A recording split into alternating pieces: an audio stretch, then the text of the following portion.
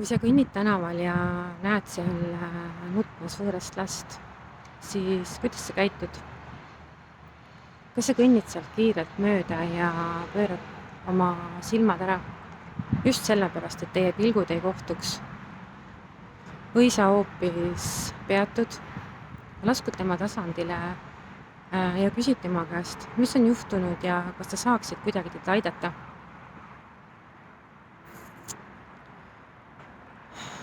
Sa võtad selle aja, sa oled seal, sa ootad ära ta vastuse, isegi siis, kui see võib võtta tükk aega ja tema sõnad võivad olla kohmetud, konarlikud, aga sa oled seal, sa oled olemas. Aga miks on teisiti siis, kui on nutmas meie sisemine laps?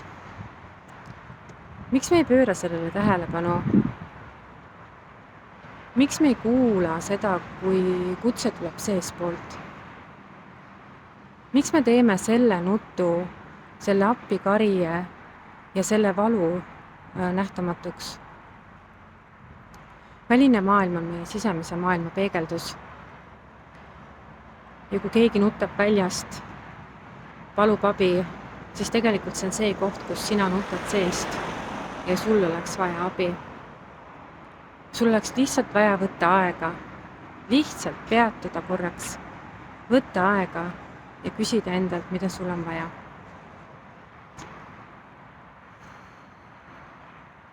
Juba neljapäeval kohtume naistega esimeses naisteringis, kus saame arutada ükskõik milliseid teemasid, mis sellel päeval just sellel hetkel lauale tulevad. Ja võib-olla seal ka räägime sisemisest lapsest natukene.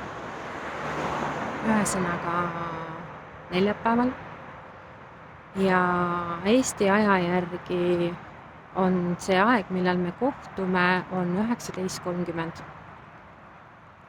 Seega, kui sa tunned, et sa tahad seal ringis olla, siis võta minuga ühendust või otsi üles Facebookist Hingetari leht.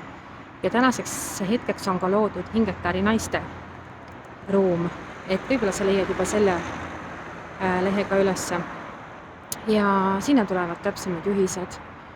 Ja selles Hingetari naiste ruumis olen ma loonud siis selle koha kõikidele naistele, kus me saame ennast igapäevaselt, hetkeliselt jooksvalt jagada, kus saavad kõik naised tulla teha postitusi, jagada videoid ja näidata seda kohta, kus nad praegusel hetkel on. Sest et me ei ole keegi üksi seal, kus me praegu oleme. Neid naisi on nii palju, kes on täpselt samade kohtade peal ja koos olemisest peitub jõud. Koos olemisest me läheme valutumalt ja kindlamalt ja tugevamalt läbi. Seega siis neljapäeval 19:30 loob Zoomis esimene virtuaalne naistering.